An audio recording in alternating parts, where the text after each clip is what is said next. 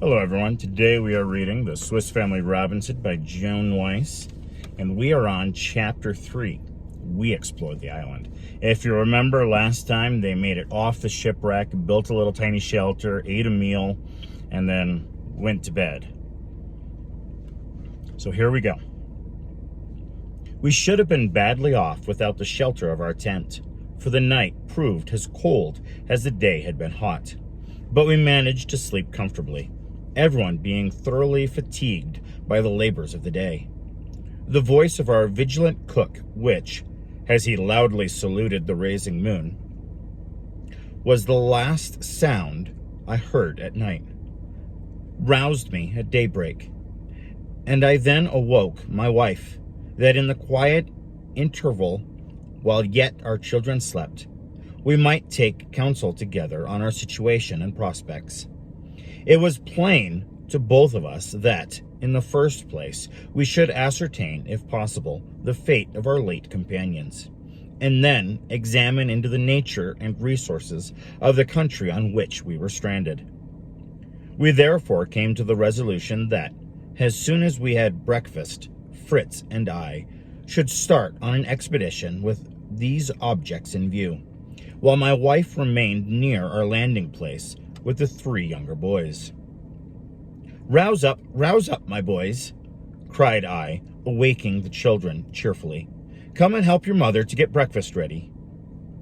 "As to that," she said, smiling, "we can but set on the pot and boil some more soup." "Why, you forget Jack's fine lobster," replied I. "What has become of it, Jack?" "It has been safe in this hole in the rock all night, Father. You see, I thought, as the dogs seem to like good things, they might take a fancy to that, as well as to the agouti." "A very sensible precaution," remarked I.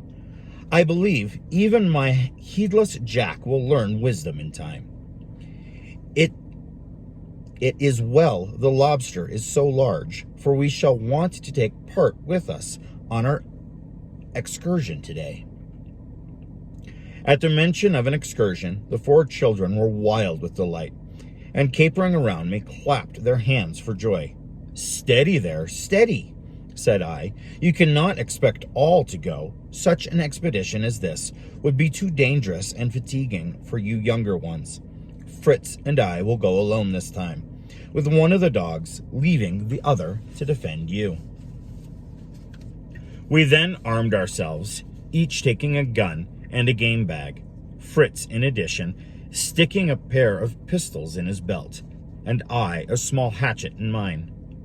Breakfast being over, we stowed away the remainder of the lobster and some biscuits with a flask of water, and were ready for a start.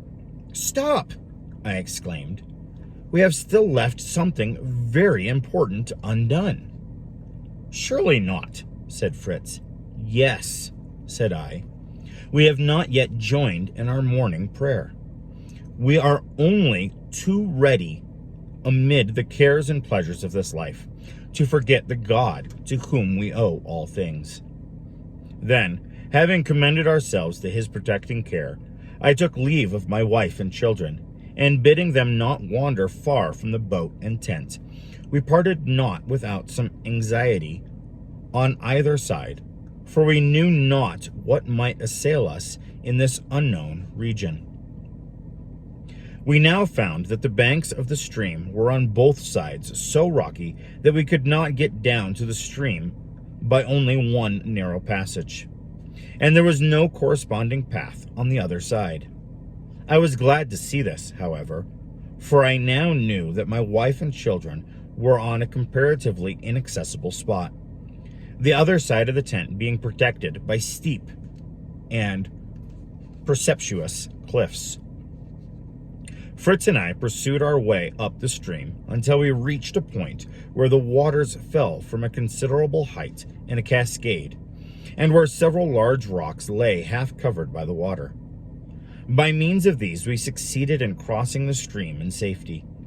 We thus had the sea on our left, and the long line of rocky heights, here and there, adorned with clumps of trees, stretching away inland to the right. We had forced our way scarcely 50 yards through the long, rank grass, which was here partly withered by the sun and much tangled, when we heard behind us a rustling, and on looking around saw the grass wavering to and fro, as if some animal were passing through it. Fritz instantly turned and brought his gun to his shoulder, ready to fire the moment the beast should appear. I was much pleased with my son's coolness and presence of mind, for it showed me that I might thoroughly rely upon him on any future occasion when real danger might occur. This time, however, no savage beast rushed out, but our trusty dog, Turk, whom in our anxiety at parting we had forgotten, and who had been sent after us, doubtless, by my thoughtful wife.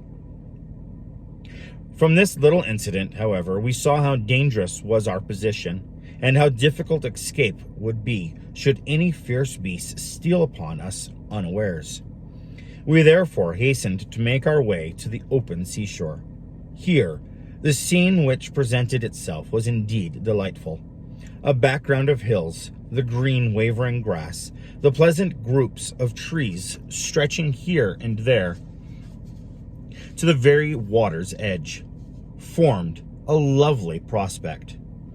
On the smooth sand we searched carefully for any trace of hapless companions, but not the mark of a footstep could we find. "Shall I fire a shot or two?" said Fritz. "That would bring our companions, if they are within hearing." "It would indeed," I said, "or any savages that may be here. No, let us search diligently, but as quietly as possible." "But why, father, should we trouble ourselves about them at all? They left us to sift for ourselves, and I, for one, don't care to set eyes on them again." "You are wrong, my boy," said I. "In the first place, we should not return evil for evil. Then, again, they might be of great assistance to us in building a house of some sort. And lastly, you must remember that they took nothing with them from the vessel and may be perishing of hunger." Thus talking, we pushed on until we came to a pleasant grove which stretched down to the water's edge. Here we halted to rest, seating ourselves under a large tree, by a rivulet which murmured and splashed along its pebbly bed into the great ocean before us. 1,000 gaily plumaged birds flew twittering above us, and Fritz and I gazed up at them. My son suddenly started up. "A monkey!" he exclaimed. "I'm nearly sure I saw a monkey." As he spoke, he sprang around to the other side of the tree, and in doing so stumbled over a round substance, which he handed to me, remarking as he did so, that it was a round bird's nest of which he had often heard. "You may have done so," said I, laughing, "but you need not necessarily conclude that every round, hairy thing is a bird's nest. This, for instance, is not one, but a coconut." We split open the nut, but to our disgust, we found the kernel dry and uneatable. "Halloo!" cried Fritz. "I always thought a coconut was full of delicious, sweet liquid, like almond milk." "So it is," I replied, "when young and fresh, but as it ripens, the milk becomes congealed, and in course of time it solidified into a kernel. This kernel then dries, as you see here, but when the nut falls on favorable soil, the germ within the kernel swells until it bursts through the shell, and taking root, springs up a new tree." "I do not understand," said Fritz, "how the little germ manages to get through this great thick shell, which is not like an almond or hazelnut shell, that is divided down the middle already." "Nature provides for all things," I answered, taking up the pieces. "Look here. Do you see these 3 round holes near the stalk? It is through them that the germ obtains egress. Now let us find a good nut if we can, as coconuts must be overripe before they fall naturally from the tree. It was not without difficulty that we obtained one in which the kernel was not dried up. When we succeeded, however, we were so refreshed by the fruit that we could defer the rasp we called our dinner until later in that day, and so spare our stock of provisions. Continuing our way through the thicket, which was so densely overgrown with lianas that we had to clear a passage with our hatchets, we again emerged on the seashore beyond, and found an open view, the forest sweeping inland, while on the space before us stood at intervals single trees and remarkable appearance. These at once attracted Fritz's observant eye, and he pointed to them, exclaiming, "Oh, what absurd-looking trees, Father! See what strange bumps they are on the trunks." We approached to examine them, and I recognized them as calabash trees, the fruit of which grows in a curious way on the stems, as is the species of gourd, from the hard rind of which bowls, spoons, and bottles can be made. "The savages," I remarked, "are said to form these things most ingeniously, using them to contain liquids. Indeed, they actually cook food in them."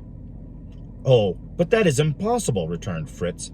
"I am quite sure this rind would be burnt through directly it was set on the fire."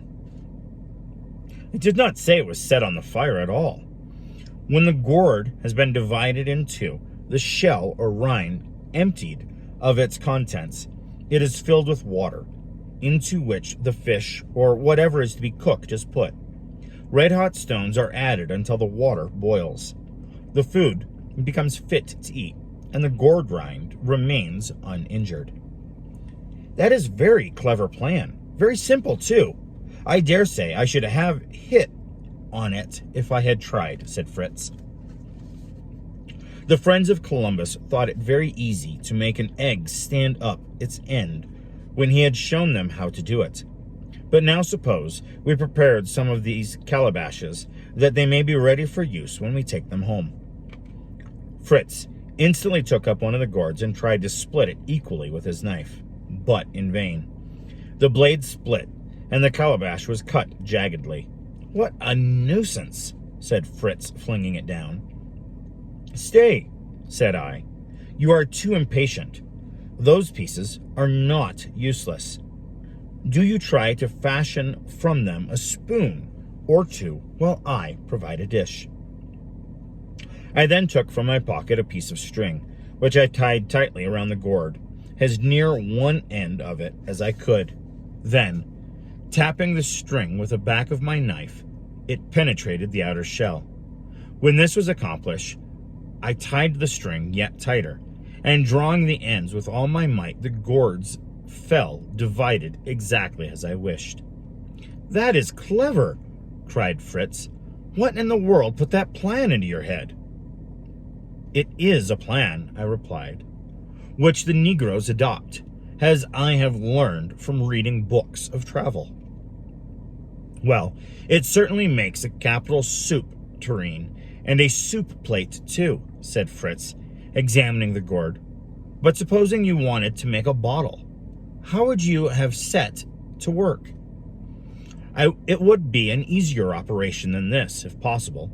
All that is necessary is to cut a round hole at one end, then to scoop out the interior and to drop in several shot or stones. When these are shaken, any remaining portions of the fruit are detached, and the gourd is thoroughly cleaned, and the bottle completed. "That would not make a very convenient bottle, though, Father. It would be more like a barrel." "True, my boy. If you want a more shapely vessel, you must take it in hand when it is younger.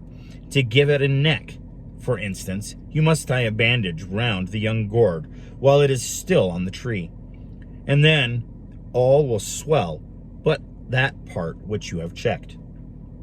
As I spoke, I filled the gourds with sand and left them to dry, marking the spot that we might return for them on our way back. For 3 hours or more we pushed forward, keeping a sharp look on either side for any trace of our companions. till we reached a bold promontory stretching some way into the sea, for whose rocky summit I knew that we should obtain a good and comprehensive view of the surrounding country. With little difficulty we reached the top, but the most careful survey of the beautiful landscape failed to show us the slightest sign or trace of human beings.